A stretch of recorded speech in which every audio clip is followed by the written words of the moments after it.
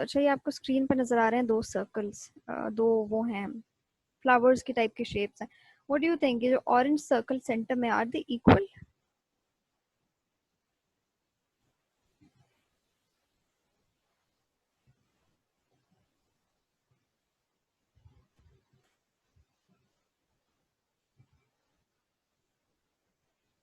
हाँ जी, कोई बताएगा? माइक ऑन करके बता दें बेशक, या चैट में बता दें।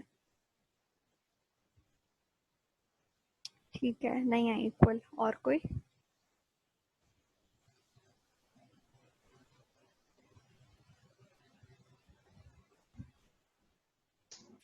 Not equal. ठीक है।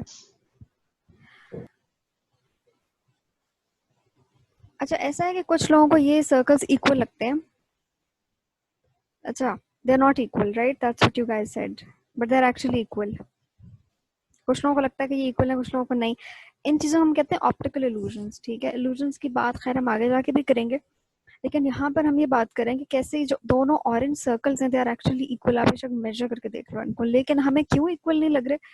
क्योंकि इनके जो ग्रे वाले सर्कल्स है ना, उनकी प्लेसमेंट से बड़ा फर्क पड़ा है, उनकी प्लेसमेंट और उनका साइज। ठीक है, अब आप देखो जो ये लेफ्ट वाला फिगर है, इसमें जो ग्रे सर्कल्स हैं वो ऑरेंज से कदरे बड़े हैं, ऑलमोस्ट डबल इन साइज हैं, लेकिन उनके बीच में एक वाइट स्पेस है। वो वाइट स्पेस क्या इल्यूजन क्रिएट कर रहा है कि वो सर्कल्स हैं उनको ओवरलैप किया, वो किया हुआ है, इनगल्फ किया हुआ है, और ऑरेंज वाला सर्कल है उसके जो वाइट स्पेस है उससे हमें लग रहा है कि इसका साइज छोटा है। ठीक है, जो हमारा राइट साइड वाला फिगर है उसमें क्या है कि जो ग्रे सर्कल्स हैं वो स्मॉलर इन साइज है, मतलब ऑलमोस्ट ऑरेंज सर्कल के हाफ है। ठीक है, उसकी वजह से and they are closer to the orange circle, जिसकी वजह से हमें लग रहा है कि ये दोनों सर्कल्स एक दूसरे से डिफरेंट है साइज में। ऑरेंज वाला हमें बड़ा लग रहा है। आवाज में डिस्टॉर्शन है। अच्छा, इसको हम देख लेते हैं।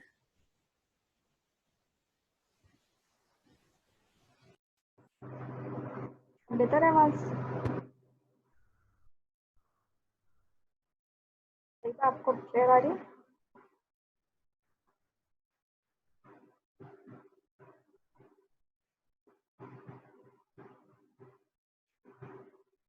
अच्छा, कोई कह रहा है पहले परफेक्ट थी, कोई नहीं। अच्छा, आप अपनी सेटिंग्स भी देख लो, क्योंकि मैं सेट हिला देना तो फिर बड़ा मसला हो जाना है जूम के ऊपर।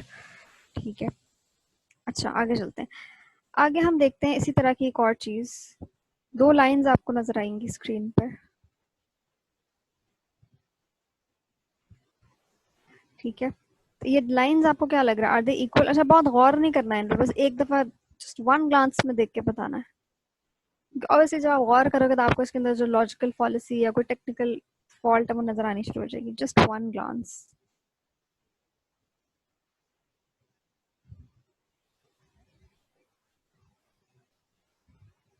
इक्वल है, सही है। अच्छा, अगेन कुछ लोगों को लगता है कि ये अनइक्वल है। ऊपर वाली जो लाइन है जिसके एनक्लोज्ड एरोज हैं, एरोज इसके इनवर्ड है, वो शॉर्टर है। ठीक है, और जो नीचे वाली लाइन है जिसके आउटवर्ड एरोज हैं वो लॉन्गर है, but it's actually again one and the same. ऐसे बड़ी रिसर्च हुई और लोगों से ये करवाया गया एज एन एक्सपेरिमेंट। इसको मलर लायर इल्यूजन कहते हैं।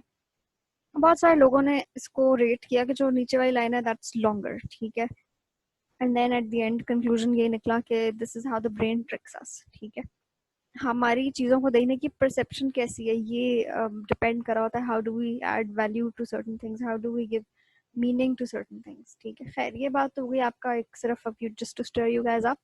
अब हम एक्चुअल लेक्चर की तरफ चलते हैं।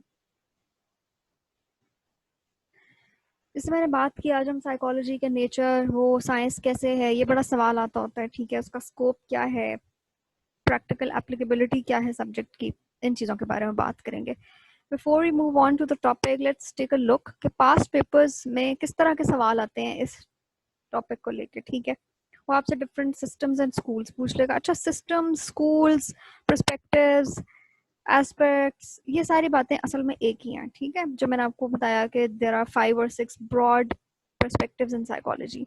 अच्छा, कुछ उसमें से मॉडर्न है जो कि हम इंशाल्लाह कल के लेक्चर में डिस्कस करेंगे। आज हम थोड़ा सा हिस्टोरिकल बैकग्राउंड और साइकोलॉजी की बेसिक्स पे बात कर लेते हैं। ठीक है, अब हिस्टोरिकल पर्सपेक्टिव में अगर देखें तो दो स्कूल्स ऑफ थॉट की बड़ी टसल चलती रही, विच वाज स्ट्रक्चरलिज्म और फंक्शनलिज्म। ठीक है, एक तरह से ये they are opposite to each other आप कह लो, या एक जो है वो दूसरे के रिएक्शन में आया। अच्छा, ये भी बड़े मजे की चीज़ है कि साइकोलॉजी में जो डिफरेंट थेरीज आई वो अक्सर पिछली थेरी की या तो रिएक्शन में आई या उन्होंने उस पर बिल्ड किया, ठीक है, उन्होंने कहा कि अच्छा हम इस चीज़ से तो अग्री करते हैं लेकिन हम अपनी भी दो चार चीज़ें और ऐड कर लेंगे, ठीक है, इस तरह से हुआ।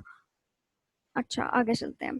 पहले तो बात करते हैं कि साइकोलॉजी जब से इंसान दुनिया में आया he has been intrigued by his own mind, ठीक है, बाय हिज ओन पर्सनालिटी। वो अपने बारे में बड़ा क्यूरियस रहा है हमेशा से, क्योंकि आपको पता है कि इंसान के लिए सबसे ज़्यादा वो जो कहते हैं ना एरिया ऑफ इंटरेस्ट होता है उसका अपना आप, ठीक है। प्लेटो जो था या जितने भी डिफरेंट अजीम फिलोसफर्स गुजरे हैं, एरिस्टोटल, प्लेटो, उन सब ने कुछ ना कुछ कोशिश की, ठीक है, कि ये माइंड बॉडी कनेक्शन क्या है, क्या डिफरेंस है माइंड में बॉडी में, क्या दोनों एक दूसरे को अफेक्ट करते हैं, फिर हमारे इंडिविजुअल डिफरेंसेस क्या हैं, हर इंसान के आपको बिहेवियर में फ़र्क नज़र आएगा, पर्सनैलिटी में फ़र्क नज़र आएगा, ठीक है। और मेंटल हेल्थ के कॉन्सेप्ट पे भी बात हुई, लेकिन कोई प्रॉपर इसको अभी तक ना स्कूल की शक्ल नहीं मिली थी, कोई अलग इसको फील्ड नहीं माना गया था, ये ज़्यादातर पढ़ा जाता था फिलोसफी के साथ, ठीक है।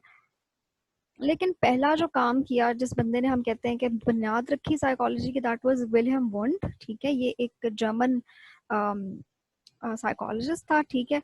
और इसने क्या किया कि ही laid down the foundation of the first psychology laboratory ever in the world, ठीक है। लेप्जिग जर्मनी में इसने इसको एस्टेब्लिश किया 1879 में, बड़ा इंपॉर्टेंट एमसीक्यूज में अक्सर आ जाता है।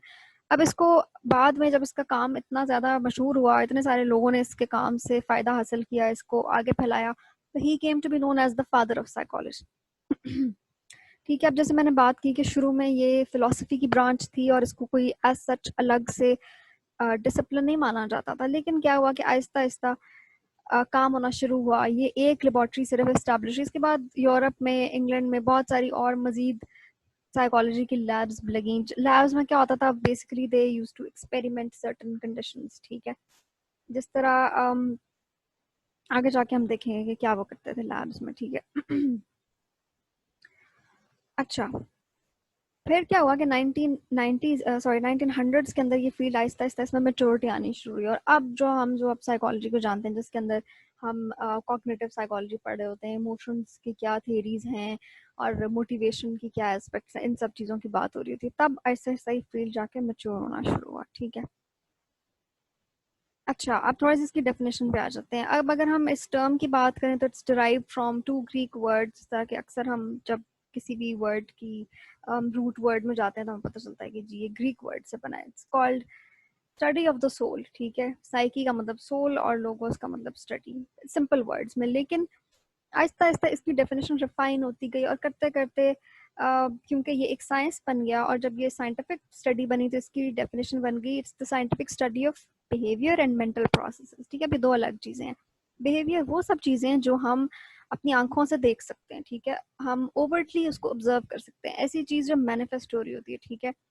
आपसे कोई बात कर रहा है, आप किस तरह कोई आपके साथ बिहेव कर रहा है, ठीक है, किसी का एटीट्यूड क्या है, कोई एक्ट कैसे कर रहा है, रिएक्ट कैसे कर रहा है, ये सारी चीजें बिहेवियर के अंदर आती हैं, ठीक है, जिसको हम कहते हैं कि हम उसको एक तो ऑब्जर्व कर सकते हैं, दूसरा अगर हम ऑब्जर्व करें तो जाहिर है कि हम उसको किसी न किसी तरीके से मेजर भी कर सकते हैं।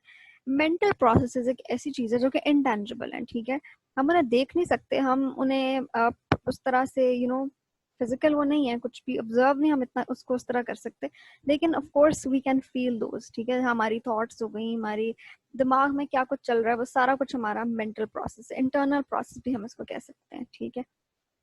अच्छा, अब हम देखते हैं कि साइकोलॉजी एज अ साइंस कैसे इमर्ज हुआ। हमने बात की कि जी ये पहले फिलोसफी के साथ अटैच था और इतनी इसकी कोई क्लियर डिस्टिंक्शन नहीं थी और एक वो था, एम्बिग्विटी थी इसके अंदर, ठीक है। करते करते कैसे ये सिस्टमेटिक इसकी डेवलपमेंट हुई, जिस तरह साइंस के अंदर एक सर्टेन सीरीज ऑफ स्टेप्स होते हैं जो कि साइंटिस्ट इस्तेमाल करते हैं अपने रिजल्ट पे पहुंचने के लिए, तो साइकोलॉजी में किस तरह वो स्टेप्स है, दे आर बेसिकली 5 स्टेप्स, ठीक है। पहली चीज हमने बात की कि ऐसा बिहेवियर जिसको हम ऑब्जर्व करें, जब ऑब्जर्व करेंगे तो हम उसकी कोई ना कोई डिस्क्रिप्शन भी देंगे कि अच्छा ये हमने ये ऑब्जर्व किया, हम उसके नोट्स ले रहे हैं।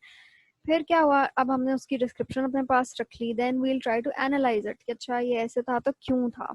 तो साइकोलॉजी में हम रूट कॉज की बहुत बात करते हैं कि बिहेवियर तो हो गया, मैनिफेस्ट हो गया, उसके पीछे क्या था, क्यों हुआ वो, उस बिहेवियर की कॉजेज क्या हो सकती हैं, क्या फैक्टर्स थे जिनकी वजह से हुआ, ठीक है।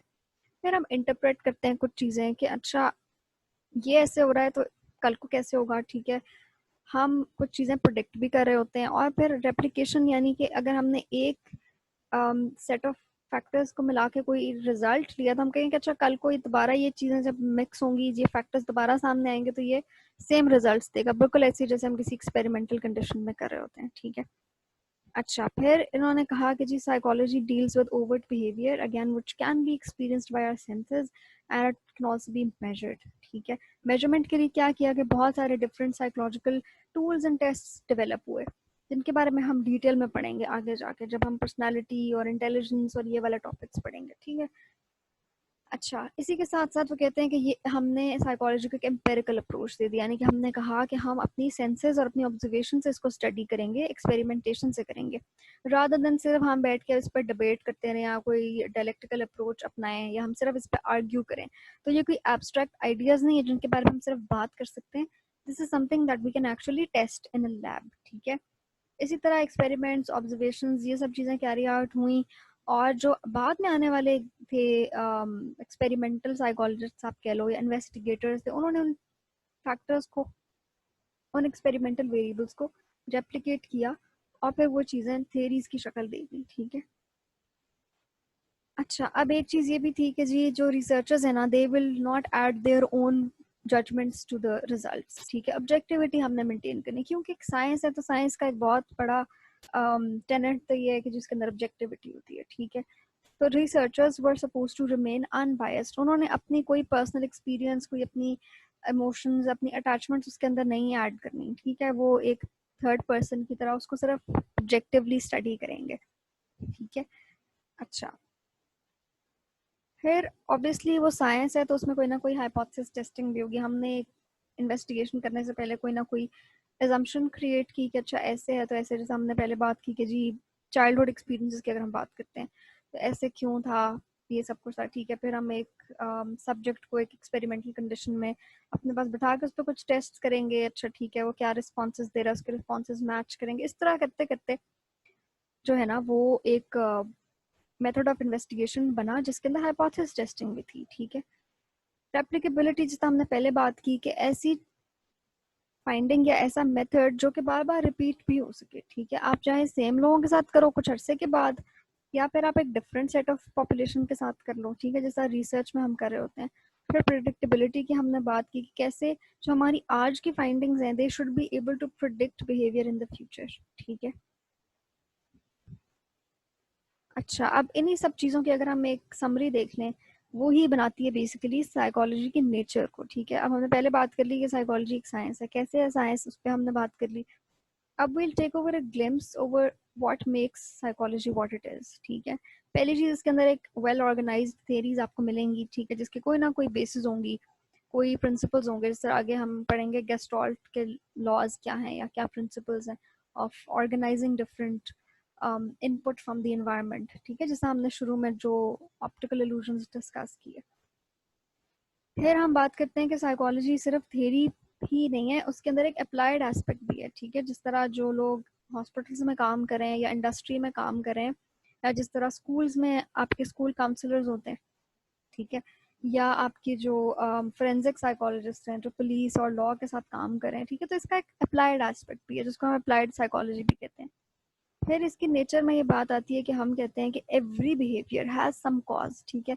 कोई भी बिहेवियर बगैर किसी वजह के नहीं होता, ठीक है। और साइकोलॉजिस्ट का जो एम है वो यही है कि वो उस बिहेवियर की रूट कॉज तक पहुंचे, ठीक है, उसको करेक्ट करने के लिए, अगर तो वो प्रॉब्लमेटिक बिहेवियर है। फिर हमने बात की ऑब्जेक्टिविटी होती है इसके अंदर, जो भी हम असेसमेंट का तरीका अख्तियार करें हम कोशिश करते हैं कि जो सब्जेक्टिविटी है वो कम से कम हो। फिर अगेन हम साइंटिफिक मेथड्स का इस्तेमाल करते हैं इसको स्टडी करने के लिए, ठीक है। फिर ये कि जो रिजल्ट्स आते हैं they are open for verification, कोई और एक्सपेरिमेंटर या रिसर्चर आके उनको चैलेंज कर सकता है, ठीक है। वो कह सकता है अच्छा नहीं, मैंने तो ये, जैसा डिफरेंट पॉपुलेशंस की बस स्टडीज हो रही होती हैं, जिस तरह आप देखो कि हमारे यहाँ और तरह के कल्चरल इंटरप्रिटेशंस हैं चीज़ों की, वेस्ट में और तरह की हैं। तो कुछ स्टडीज ऐसी भी होती हैं जो वेस्ट में हुई और वहाँ पे रेप्लिकेट हुई तो सेम रिजल्ट आए, जब वो हमारे कल्चर में हुई तो उनका कोई और रिजल्ट आना शुरू हो गया, ठीक है, क्योंकि यहाँ पे बहुत सारे डिफरेंसेस हैं कल्चर के, ठीक है। फिर उन्होंने कहा कि ऐसे हम फैक्ट्स और प्रिंसिपल्स एस्टैब्लिश करें जिनकी यूनिवर्सल एप्लीकेबिलिटी हो, ठीक है, नॉट जस्ट इन साइकोलॉजी, जो रिलेटेड डिसिप्लिन हैं साइकोलॉजी के साथ, जैसे क्रिमिनोलॉजी हो सकता है या सोशोलॉजी, एंथ्रोपोलॉजी है, इस तरह के जो भी सोशल साइंसेस के डिसिप्लिन है, ह्यूमैनिटीज़ के, उनके अंदर भी उन चीज़ों की एप्लीकेबिलिटी हमें नज़र आए, ठीक है। फिर इन्होंने कहा कि जो भी हम मेजर करें उसकी हम एक क्वांटिटेटिव डिस्क्रिप्शन भी दे सकते हैं, क्योंकि मैंने बताया आपको कि साइकोलॉजी में अक्सर हम टूल्स, असेसमेंट्स, सर्वेज भी यूज़ करते हैं, तो उनका हमारे पास एक क्वांटिटेटिव स्कोर आ जाता है, ठीक है, जिस पे हम कुछ स्टार्स अप्लाई करते हैं, हम स्टार्स के कोई टेस्ट उस पर अप्लाई करके अपने रिजल्ट्स को और ज़्यादा सॉलिडिफाई करते हैं। इस तरह से हमारे पास क्वांटिटेटिव रिजल्ट्स भी आते हैं बिहेवियर के। अच्छा, अब बात करते हैं स्कोप क्या है साइकोलॉजी का। स्कोप का मतलब ये है कि वो डिग्री अगर आप साइकोलॉजी में लेते हो या एक साइकोलॉजिस्ट है, तो वो किस किस कैपेसिटी में सोसाइटी में अपना रोल प्ले करता है, ठीक है। एक तो वो एजुकेशन या टीचिंग में आ सकता है, आप साइकोलॉजी की डिग्री लेके मज़ीद उसको आगे फैलाओ, ठीक है, किसी भी आप यूनिवर्सिटी या कॉलेज में एज अ लेक्चरर या प्रोफेसर काम कर सकते हो। फिर उसके ऊपर रिसर्च या ट्रेनिंग का काम हो सकता है, ये भी लिंक्ड है एजुकेशन और टीचिंग से, क्योंकि ज़्यादातर जो रिसर्च सेंटर्स हैं वो इतना हमारे मुल्क में इतना कॉन्सेप्ट नहीं है कि कोई इंडिपेंडेंट साइकोलॉजी का कोई रिसर्च सेंटर हो, ठीक है। तो क्या होता है कि ज़्यादातर एकेडमिक्स के साथ ही अटैच्ड होता है, ठीक है, जो आप अपने ग्रेजुएट या मास्टर्स लेवल पे थीसिस वगैरह कर रहे होते हैं उसके अंदर, ठीक है। फिर एक इसकी बहुत इंपॉर्टेंट एरिया है जो क्लिनिकल सेटिंग है, हॉस्पिटल्स में जो आपको साइकोलॉजिस्ट मिलते हैं जो साइकाइट्रिस्ट के साथ मिलके काम कर रहे होते हैं, ठीक है। यहाँ पे हम थोड़ी सी डिस्टिंक्शन की बात भी कर लेते हैं फॉर कॉमन नॉलेज कि जो साइकाइट्रिस्ट होता है वो एक मेडिकल डॉक्टर है, ठीक है, उसने एमबीबीएस किया हुआ है और उसने आगे स्पेशलाइज किया हुआ है साइकाइट्री में। जिस तरह के डिफरेंट स्पेशलाइजेशन होती हैं, जब आप एमबीबीएस कर लेते हो तो यू कैन गो इन, आप जो है वो कार्डियोलॉजिस्ट बन सकते हो, आप पीडियाट्रिक्स में जा सकते हो, आप किसी भी चीज़ के स्पेशलिस्ट बन सकते हो, ठीक है, लंग्स के, लिवर के, आंखों के। तो इसी तरह जो माइंड या ब्रेन की स्टडी या डिजीजेस को स्पेशलाइज करता है वो साइकाइट्री में चला जाता है, ठीक है। और वो एक हॉस्पिटल सेटिंग में काम कर रहा होता है और प्लस वो मेडिसिन प्रिस्क्राइब करता है, ठीक है। जो साइकोलॉजिस्ट है वो मास्टर्स की डिग्री करेगा या उसने बैचलर्स किया होगा पहले, ठीक है, ह्यूमैनिटीज़ में या सोशल साइंसेज में, फिर वो मास्टर्स करेगा साइकोलॉजी में, क्लिनिकल साइकोलॉजी में, और पीएचडी कर लेगा अगर उसको करनी है, ठीक है, मतलब दैट्स ऑप्शनल।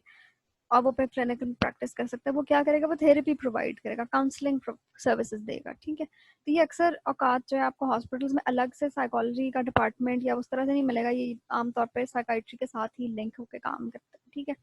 अच्छा, और ये अक्सर अपने पेशेंट्स एक दूसरे को रेफर भी कर रहे होते हैं। रिक्रूटमेंट एंड सिलेक्शन की जहाँ बात आती है तो उसमें आप देखो कि आप सीएसएस की तैयारी कर रहे हो, इंशाल्लाह if you make it to the interview stage, तो वहाँ जाके आपका एक साइकोलॉजिकल इंटरव्यू भी होता है, ठीक है। उसमें वो क्या कर रहे होते हैं, basically they are trying to evaluate if you are a suitable candidate for the job, ठीक है। आप रिटन टेस्ट तो क्लियर करके आ गए हो, लेकिन अब क्या आपकी पर्सनैलिटी या आपका वो जो एक कल्चरल फिट होता है, वो हम आगे जाके पढ़ेंगे, ऑर्गेनाइजेशनल साइकोलॉजी का भी हमारा एक मॉड्यूल है, उसको हम टच करेंगे। उसमें आप ये असेस कर रहे होते हो कि किस तरह से जो हमारी जॉब की रिक्वायरमेंट है, क्या ये बंदा उसको पूरा कर सकता है, ठीक है। तो ये रिक्रूटमेंट एंड सिलेक्शन में बहुत ज़्यादा रोल है साइकोलॉजी का, एचआर के अंदर है, जो कि अब बहुत ज़्यादा ये फील्ड एमबीए ने डोमिनेट कर लिया, बट ओरिजिनली ये साइकोलॉजी का पार्ट रहा है। अच्छा, फिर ऑब्वियसली कुछ सेटिंग्स आ गई हैं, जैसे आर्म्ड फोर्सेस के अंदर जो आपके सोल्जर्स हैं वो जब जा रहे हैं जंग, मैदान जंग में, ठीक है, तो उनका क्या स्ट्रेस लेवल है, किस तरह उन्होंने अपने जो एक एक्सपीरियंस है उसको किस तरह नॉर्मलाइज करना है, वो नॉर्मल लाइफ तक कैसे आना है, ठीक है। जो उनकी फैमिलीज हैं उनको काउंसलिंग की ज़रूरत है। पुलिस के अंदर आपको पता है इन्वेस्टिगेशन में बड़ा रोल है साइकोलॉजिस्ट का, जो हमारी क्रिमिनल प्रोफाइलिंग होती है, अगेन ये चीज़ें हम फोरेंसिक साइकोलॉजी में पढ़ेंगे डिटेल में, ठीक है।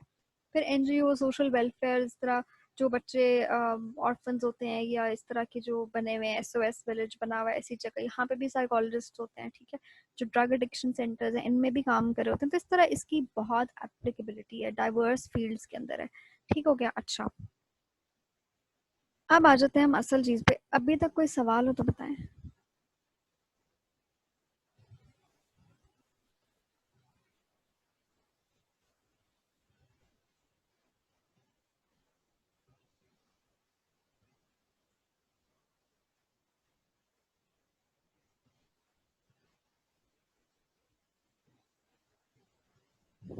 कोई सवाल नहीं, अच्छा।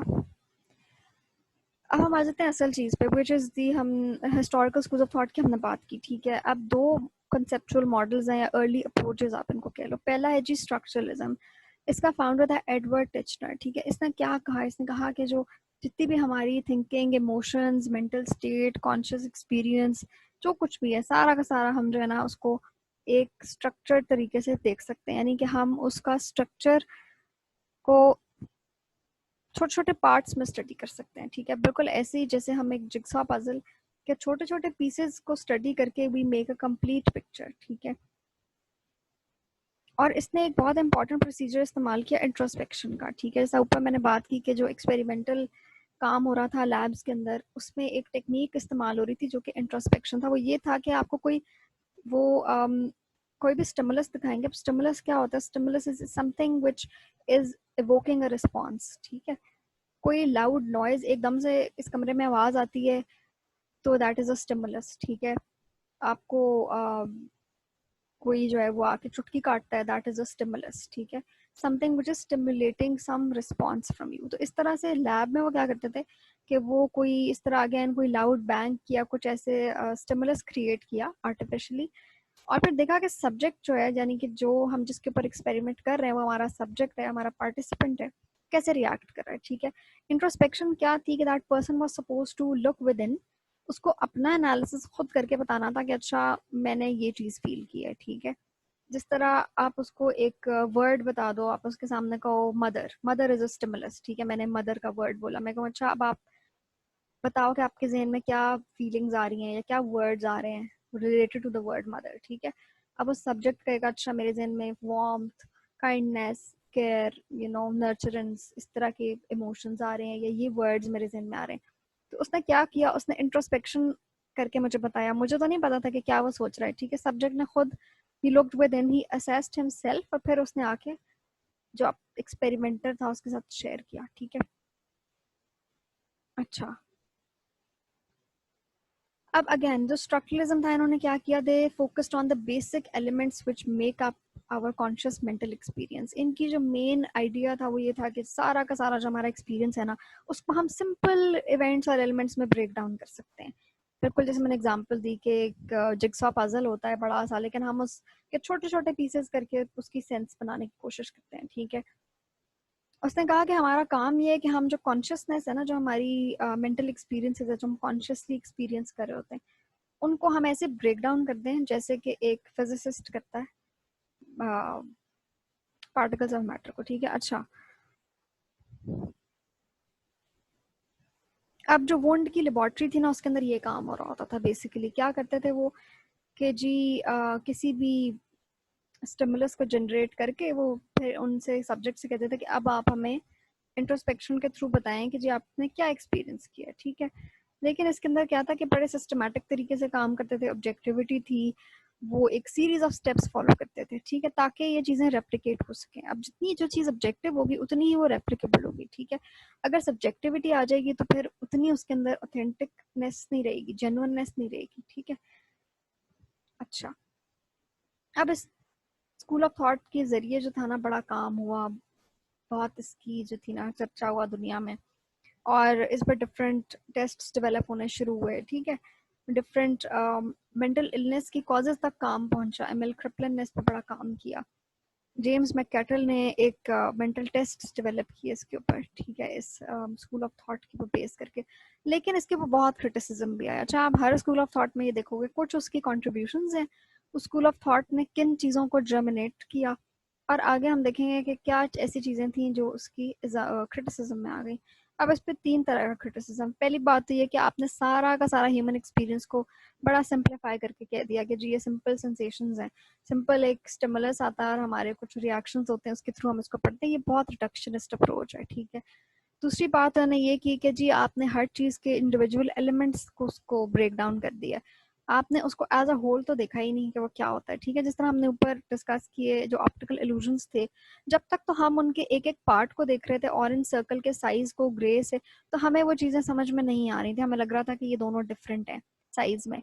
लेकिन जब हमने ओवरऑल पिक्चर को देखा तो हमें पता चला कि एक्चुअली में तो वो ऑरेंज सर्कल सेम थे। तो क्या हुआ कि हमने जब उन चीज़ों को एज अ होल देखा तो हमें उनकी रियलिटी का पता चला। ठीक है, तो अगर हम चीज़ों को उनके बेसिक एलिमेंट्स में ब्रेक डाउन कर देंगे तो हमें उनको हम सही से परसीव नहीं कर सकते। ये क्रिटिसिज्म था इसका कि ये बहुत एलिमेंटिस्टिक है। ठीक है, अच्छा, दूसरी चीज़ ये, तीसरी चीज़ ये थी कि आपने कहा कि लोग हमें खुद रिपोर्ट करके बताएंगे कि हमने ये फील किया, हमारे ये एहसासात हैं, हमारी ये थॉट्स हैं, हमारी ये फीलिंग्स हैं एक सर्टन चीज़ को लेके। तो क्या आप इसमें उन बच्चों को शामिल कर रहे हैं जिनके कोई लैंग्वेज के इश्यूज हैं, ठीक है, या इवन ऐसे बच्चे जो अभी वर्बली नहीं बता सकते हमें, ठीक है, या कोई ऐसा कल्चरल डिफरेंस हो कि एक बंदा आपकी लैंग्वेज नहीं समझ सकता तो क्या उसकी फीलिंग्स और इमोशंस नहीं है? बिल्कुल हैं, ठीक है। या ऐसे लोग होते हैं जिनका कोई स्पीच डिसऑर्डर होता है, ठीक है, वो स्टैमर करते हैं, स्टटर करते हैं, या वो सही से कॉम्प्रिहेंड नहीं कर पाते, तो उनकी भी तो फीलिंग्स एंड थॉट्स होती है ना, ठीक है, आप डिनाई तो नहीं कर सकते। तो आपने उनको तो बिल्कुल एक्सक्लूड कर दिया। ये आपकी इतनी मेंटलिस्टिक अप्रोच थी कि you are only catering to those people who can actually communicate to you, ठीक है। तो ये इसके कुछ क्रिटिसिजम्स हैं। यहाँ तक क्लियर है?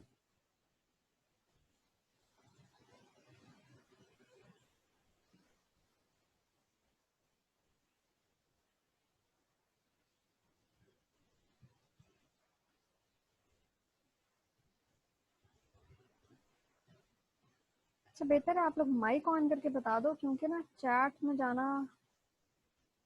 अच्छा, ठीक है। अच्छा, I am noticing a lot of new people who joined us today. तो आप लोग अगर रजिस्टर कराना चाहते हो तो मैं आपको नंबर सेंड करी, ठीक है, बिकॉज क्लास के बाद जो है ना वो चैट एकदम से डिलीट हो जाती है। If you guys are interested, आप लोग यहाँ पे मैसेज करके तो बता सकते हो। अच्छा, अब दूसरा स्कूल ऑफ थॉट आ जाता है फंक्शनलिज्म। फंक्शनलिज्म क्या कहता है कि हमने मेंटल एक्टिविटी को ये नहीं देखना कि उसके क्या स्ट्रक्चर है, उसके क्या पार्ट्स हैं, उसके क्या एलिमेंट्स है, वी आर नॉट कंसर्न्ड, ठीक है। ये स्ट्रक्चरलिज्म के रिएक्शन में इमर्ज हुआ। तो आपने देखना है कि उसके ऑपोजिट बात करेगा, ठीक है, कभी भी इस चीज में कंफ्यूज नहीं होना। फंक्शनलिज्म कहता है कि हम ब्रेन के फंक्शन पे काम करेंगे। हम जब मेंटल एक्टिविटी हो रही है ना, वो तो हो ही रही है, हम ये देखेंगे कि उसका फंक्शन क्या है। How does the mind adapt to the environment. वो कहता है एनवायरमेंट हर वक्त बदल रही है। विलियम जेम्स जो था वो इसका फाउंडर था, और बाद में जिसको father of modern psychology, American psychology, because he was an American, ठीक है। अच्छा, उसने कहा कि हमारी जो इन्वायरमेंट है ना वो कॉन्स्टेंटली चेंज हो रही होती है, कभी भी हम सेम सिचुएशंस में या सेम कंडीशंस में नहीं होते। तो हमारा माइंड कितनी जल्दी, कितनी तेजी से उन चीज़ों को अडेप्ट करता है।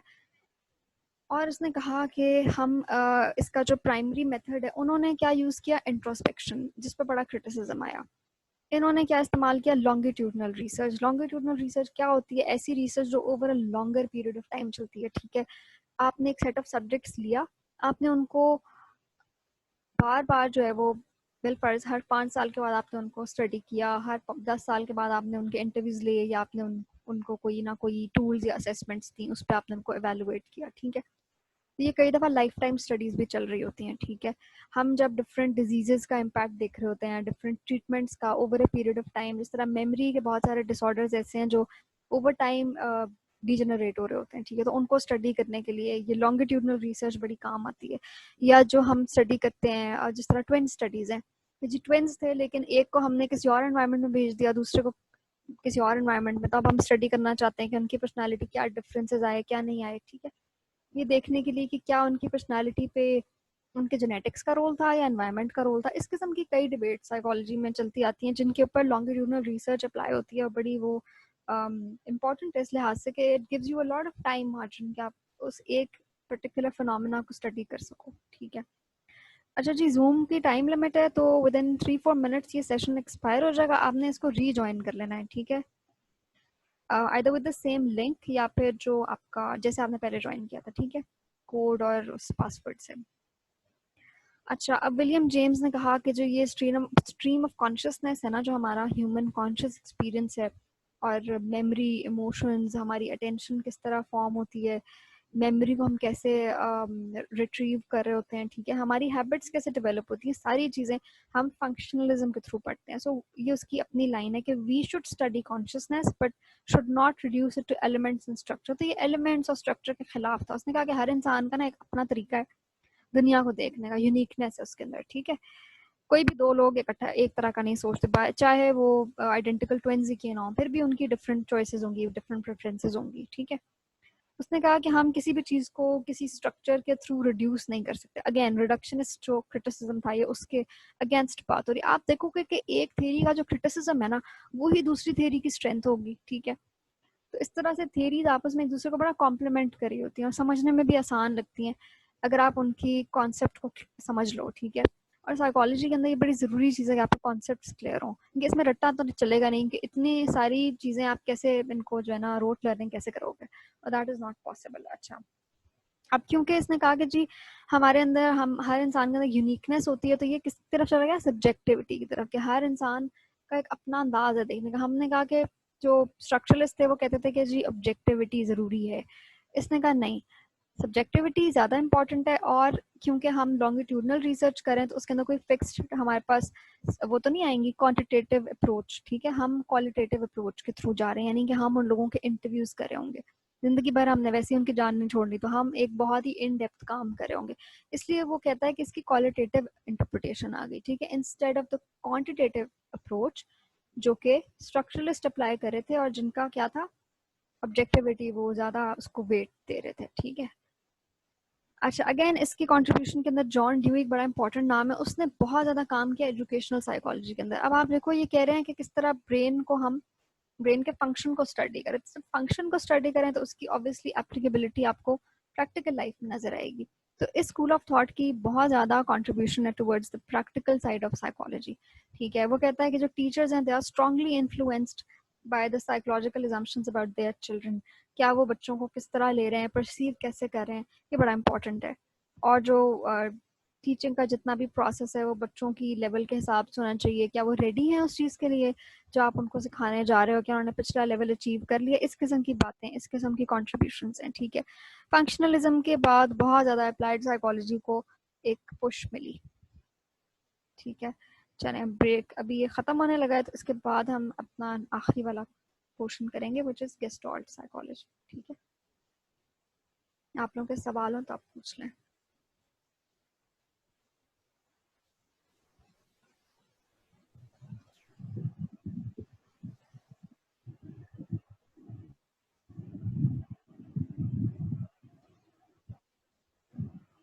अस्सलाम वालेकुम मैम। जी वालेकुम अस्सलाम। जी मैम, आपकी एफर्ट को हम बहुत अप्रिशिएट करते हैं। एक क्वेश्चन है आप